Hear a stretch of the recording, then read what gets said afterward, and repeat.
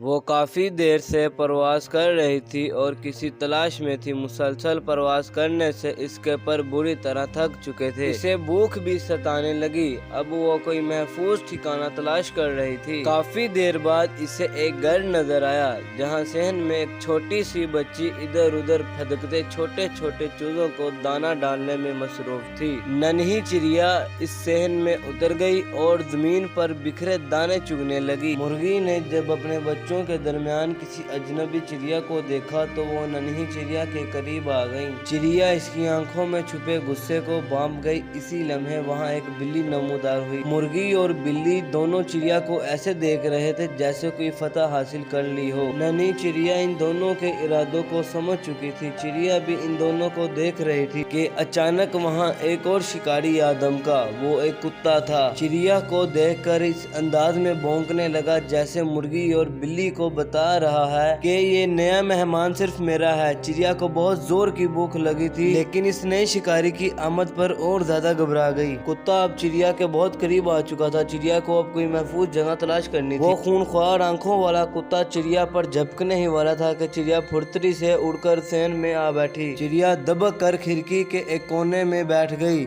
اس کا چہرہ خوف کی شدت سے زرد ہو گیا تھا۔ اس نے سوچا اگر یہ کھڑکی اس کی نظر میں نہ آتی تو شاید اب تک وہ خونخوار آنکھوں والے کتے کے معدے میں ہوتی۔ وقت کے ساتھ ساتھ خوف بھی بڑھتا جا رہا تھا۔ چڑیا دل سے اللہ سے دعا مانگ رہی تھی کہ اس مصیبت سے چھٹکارا مل جائے تاکہ وہ آرام سے وہاں زمین پر پڑا ہوا دانہ کھا سکے۔ بھوکی چڑیا اپنی قسمت کے بارے میں سوچنے لگی۔ کاش وہ چڑیا نہ ہوتی بلکہ انسان ہوتی، کوئی اسے اپنا نوالا نہ بناتا، اسے ہر وقت اپنی جان بچانے کے لیے دوسرے خونخوار جانوروں سے اپنی حفاظت کرنی نہ پڑتی، آرام سے چین کی زندگی بسر کرتی، کوئی کتا یا بلی سے کھانے نہ آتا اور نہ وہ آج بھوکی پیاسے اس طرح خوف میں رات کاٹ رہی ہوتی۔ وہ رات واقعی بہت دہشت ناک تھی۔ اس نے اپنا سر باہر نکالا اور نیچے کا جائزہ لیا۔ وہ خونخوار آنکھوں والا کتا ابھی تک اپنے شکار کی تاک میں بیٹھا تھا۔ اگلی صبح بھوکی چڑیا نے ایک نظر نیچے ڈالی، وہاں اب کوئی شکاری نہ تھا۔ اچانک ایک چھوٹی بچی کھڑکی کے قریب آئی۔ اس نے ایک چڑیا کو دیکھا۔ اسے وہ چڑیا تقریباً آدھی مری ایک کونے میں پڑی بے جان سی نظر آئی۔ بچی نے اپنے ہاتھ کی انگلی سے چڑیا کو چھوا تو اسے احساس ہوا کہ چڑیا زندہ ہے۔ اب چڑیا کا دل خوف سے ڈوب رہا تھا کہ نہ جانے وہ بچی اس کے ساتھ کیا سلوک کرنے والی تھی۔ اچانک اس بچی کی آواز آئی، اوہو، لگتا ہے اس ننھی چڑیا کے پر نہیں ہے۔ اس پورے جملے میں صرف ایک لفظ چڑیا کے ذہن میں جیسے اٹک کر رہ گیا۔ چڑیا نے لمبی سانس لی